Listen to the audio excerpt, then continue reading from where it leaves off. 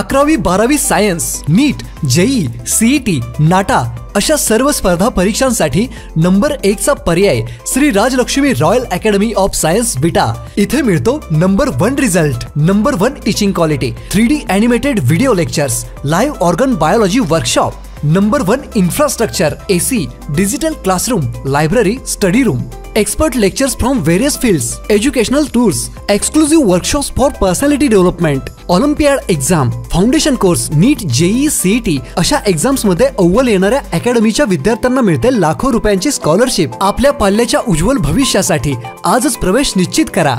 नमस्कार, prime news मध्ये आपल्या सर्वांचे स्वागत। सांगली लोकसभा निवडणुकीत डबल महाराष्ट्र केसरी पैलवान चंद्रहार पाटील यांनी समाज माध्यमावर वेळ प्रत्येकाची येते, उद्या माझीही येईल असा संदेश दिल्याने राजकीय क्षेत्रात उलटसुलट चर्चांना उधाण आले आहे।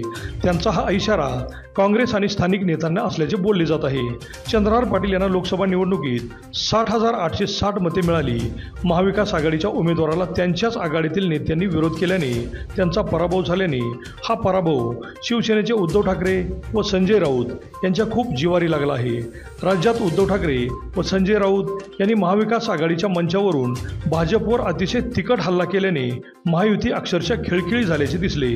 पण प्रत्यक्षात त्यांच्या या जोमाने प्रचार करण्याचा फायदा मात्र सर्वात जास्त जागा लढवणाऱ्या शिवसेनेपेक्षा काँग्रेसलाच झाल्याचे दिसले।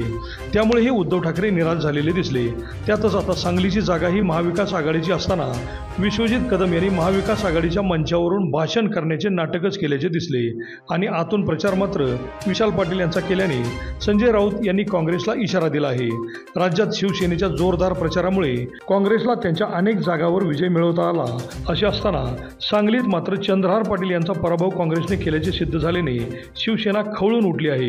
येणाऱ्या विधानसभेला काँग्रेसला त्यांचे परिणाम दाखवू असे जिल्हाप्रमुख संजय विभुदे यांनी म्हटले होते। त्यामुळे विधानसभेला मात्र काँग्रेसला प्रखर विरोध होणार हे नक्की। सर्व पक्षीय नेते कार्यकर्ते एकत्र आल्याने विशाल पाटील यांचा विजय झाला असला तरी विधानसभेला मात्र हे कार्यकर्ते आपापल्या पक्षाचा प्रचार करणार आहेत।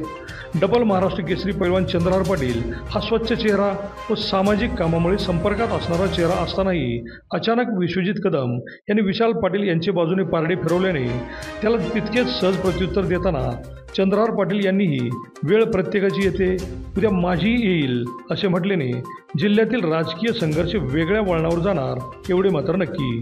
अभिजित शिंदे, प्राईम न्यूज, विटा।